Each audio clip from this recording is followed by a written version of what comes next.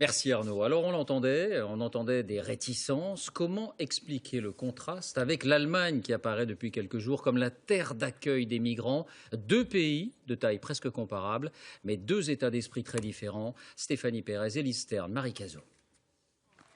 Les mêmes migrants, à gauche accueillis en Allemagne à bras ouverts, à droite en situation d'errance en France. Deux pays, deux approches. Tout d'abord pour des raisons économiques. La première puissance européenne manque de main-d'œuvre.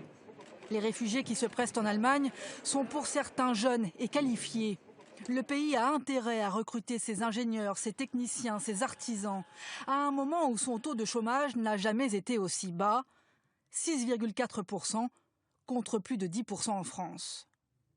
Plein emploi en Allemagne, 10% de chômeurs en France.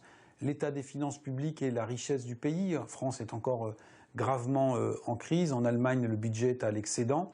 Viennent ensuite des raisons démographiques. L'Allemagne ne fait pas assez d'enfants. 1,4 enfants par femme, alors que la France est la championne de la fertilité avec un taux de 2,01. À l'horizon 2030, il manquera 6 millions d'actifs. Pour garantir sa prospérité et payer ses retraites, le pays n'a pas le choix. L'Allemagne est un pays vieillissant, ce qui n'est pas le cas de la France. L'Allemagne ne pourra pas continuer à croître sans une population nouvelle. Cette population, puisque les Allemands ne la font pas, il faut qu'elle vienne de quelque part. Et puis au-delà des statistiques, on peut globalement parler d'optimisme allemand. Nous sommes les Américains de l'Europe, disent aujourd'hui certains sociologues à Berlin, face à cet élan de générosité.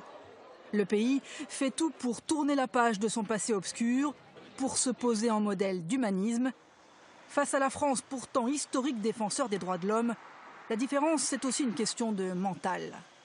Je dirais fondamentalement qu'un pays qui se sent bien avec lui-même, qui est bien dans sa peau, qui a confiance en lui, est beaucoup plus ouvert vers l'autre qu'un pays en crise de confiance avec lui-même.